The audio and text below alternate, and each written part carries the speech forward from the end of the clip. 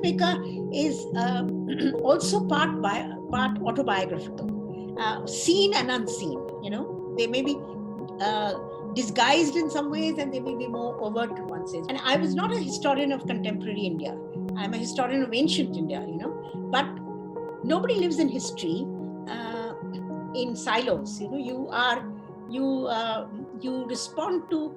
I mean, there's history all around us, and we are all the time relating to it. I'm all of those things. I'm the teacher, I'm the history teacher, I'm the historian, the crafts, the writer of history, recorder of history. I'm a women's movement activist, and I'm also a filmmaker at that moment. So all of these are actually playing a role in the way in which I'm relating to the protagonist, the way I ask the questions.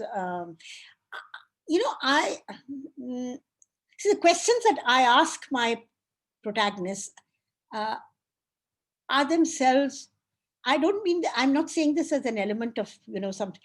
They are informed by me, by my history. So my own history as a person actually shapes the way in which I ask the question. This is both an advantage as well as a disadvantage, because I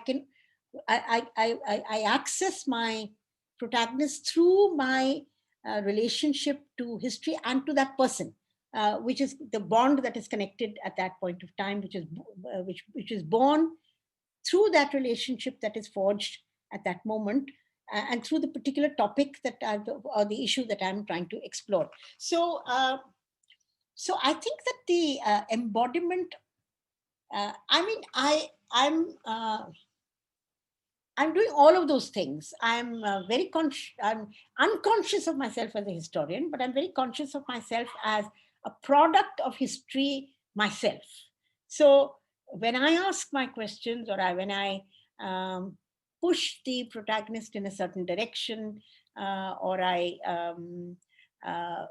think of it when the film is being crafted, and the response to that, all of this is shaped by, I think, who I am as an embodied person, but it's also who that person is as an embodiment of her own history. So to that extent, it's like,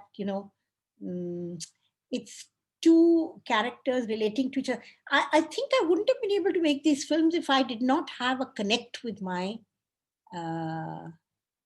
protagonists. And I don't mean I needed to know them before.